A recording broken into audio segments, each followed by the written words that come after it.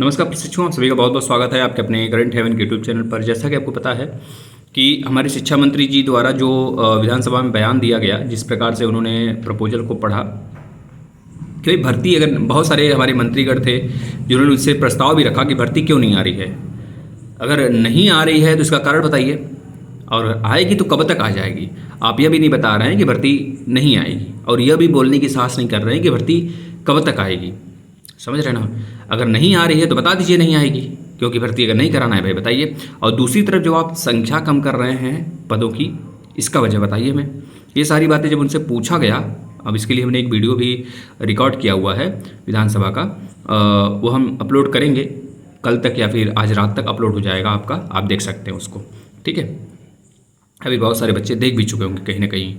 तो उसमें ये चीज़ें मंत्री जी से जब पूछा गया तो मंत्री जी वही सारी चीज़ें लापे हुए हैं। भाई अगर आप इतना ख्याल रखते हैं युवाओं का, आप पहली बात ये भी कर रहे हैं भाई जो शिक्षा मित्र भाई बहन हैं उनको जोड़ दिए पहले तो, और अनुदेशक को जोड़ दिए। और जो शिक्षा मित्र भाई बहन है यह भी कह रहे हैं आप कि भाई शिक्षा मित्र भाई बहन के लिए बहुत अच्छा काम किया गया, उसमें उनको भी नाप तौल दिया गया। मतलब आपकी भाषा में अगर देखें तो नाप तौल दिया गया, मतलब उनको भी एक, मतलब 4 लाख प्लस 1 लाख उनको जोड़कर आप 5 लाख पूरा जितने भी एक तरह से प्रस्तावित पद हैं, प्रस्ताव उतने पद के बराबर कर दे रहे हैं। आखिर कहाँ से ये बातें हैं जो कि पहले से कोर्ट ने उनको एक तरह से अलग मान के रखा हुआ है। वो शिक्षक है ही नहीं, उनको शिक्षक के पद के रूप में नहीं माना जाता है जो शिक्षा मित्र भाई बहन। लेकिन आप लापे हुए हो एक तरह से।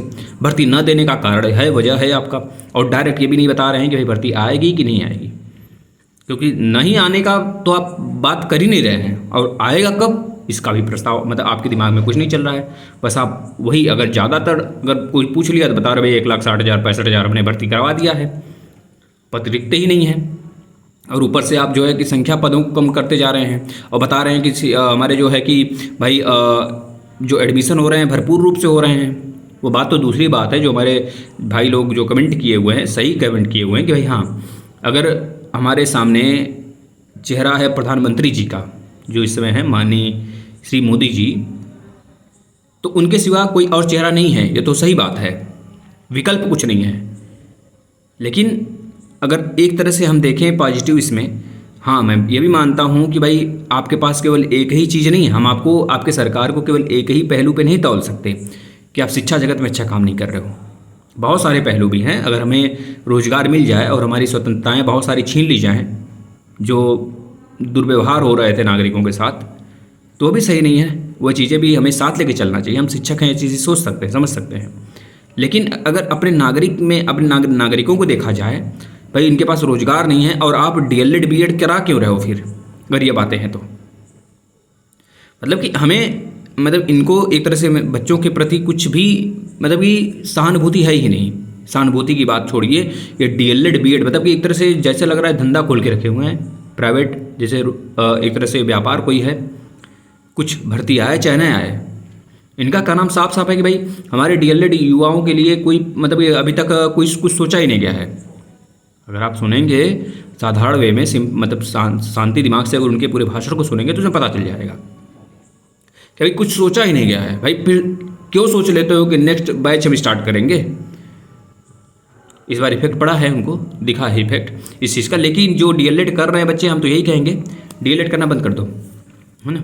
और रहेगी बातें इनकी भर्ती देने की न देने की, अब यह दबाव महसूस करेंगे तो हमें लास्ट तक हो सकता है कुछ पॉजिटिव साइन देखने को मिल जाए आचार संहिता के पहले। नहीं तो जिस प्रकार से यह अपने प्रस्ताव को रख रहे हैं, जवाब मिल रहे हैं विपक्ष द्वारा, जो जवाब पूछे जा रहे हैं, जवाब सवाल उसके बाद हमें मिल रहा है, यह चीज़ें देखकर यही लगता है कि इस साल भर्ती नहीं आएगी।